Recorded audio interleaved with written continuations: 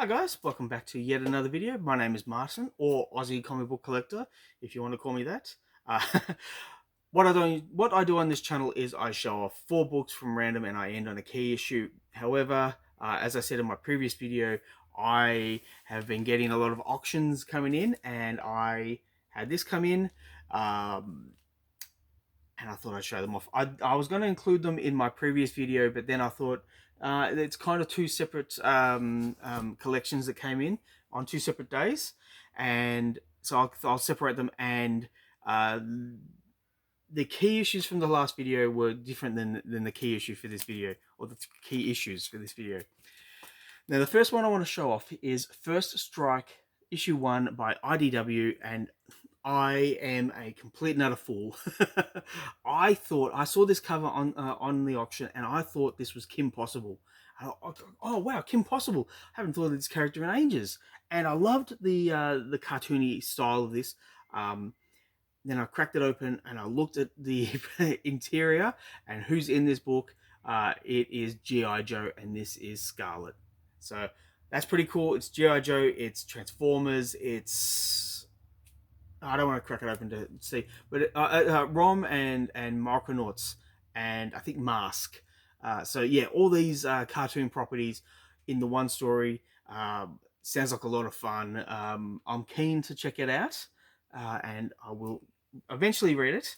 But yeah, that's the first issue. The next one is Rebels issue 3 by Dark Horse, and it's the historic epic of America's founding. I wanted to show this for Thanksgiving, but it arrived on Thursday, and I didn't have time to film it and have it ready for you guys. But yeah, a little bit weird, a little bit funny that I got this on Thanksgiving.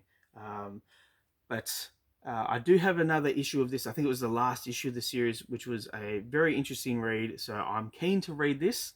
Yeah, so there we go. Issue 3 of Rebels.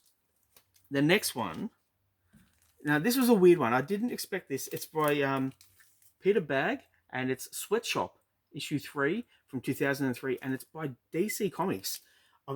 I was surprised. Like, I didn't think that someone in the indie scene of Peter Bagg's caliber would be doing something for DC. I thought there would be a lot of legalities involved, but yeah, I was keen. I was keen to check it out, and so I'm glad I picked this up.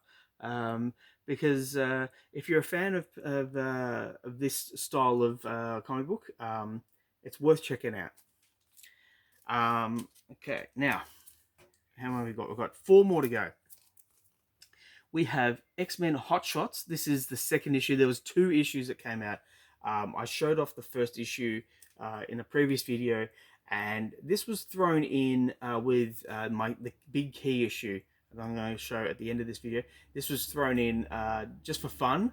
Yeah, it's a weird book. It doesn't read like a proper comic, and it's a fold-out book of the trading cards from the 90s, and obviously it's all X-Men. Now the funny thing is that I have almost all of the trading cards back at home, all stored away. Yeah, I haven't seen these trading cards in decades. But it was fun to have a bit of a look and remember how much I enjoyed the trading cards. Now, the next one is Zatanna, issue 8, and it's not part of the Adam Hughes cover series, which is unfortunate, but it is an interesting cover, written by Paul Denny with artwork by Cliff Chang. And I just noticed this. Tell me, what do you think? Does this look like a blue version of Big Bird? Like Little Bird? I just saw that. Yeah, okay, that's interesting. Yeah, so there was a giant-sized Swamp Thing series that came out exclusive to Walmart, and they had that was all like reprints, and went for 5 issues, and they had reprinted stories from this series in the Swamp Thing series, and they're like up here somewhere. But yeah, so I might already have this issue in reprint form. But that being said, I'm glad I got this because, yeah, it's Zatanna. So yeah. Now, this is an interesting series. I wish I've got like the first issue, the last issue, and maybe like issue 4. But I now have issue 14 of Plastic Man by Kyle Baker, and if you're a fan of like Ren and Stimpy style of art animation, pick this up. Um, this is this is wild, wacky fun. Um, there's not a lot of writing to it. It is a lot of sight gags, and the issues that I have, they work well. They're silly fun, and um, yeah, I there was like this massive auction in terms of this whole lot of books, whole lot of $2 books, $3 books, and this was $2. It was the only book I bought, so the postage was actually more than the comic book. But I'm very happy to get it because it's one of those series that I would like to get the whole lot of. But the key issue that I want to show off in this video, and talking about Adam Hughes, here it is. The Wild Wild West issue 1 with an Adam Hughes cover. Um, I was not aware of this until someone brought it to my attention in the auction, and thankfully, so Thomas, the auctioneer's, his name's Thomas.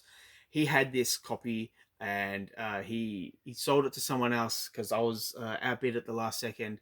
And Thomas and I were talking, and I said, "Oh, I'm a bit disappointed I missed out on this book." And he's like, "Oh yeah, well, that happens, unfortunately."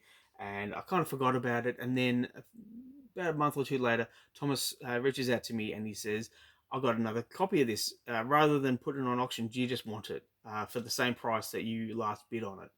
And I said, "That sounds fantastic. Thank you so much, Thomas."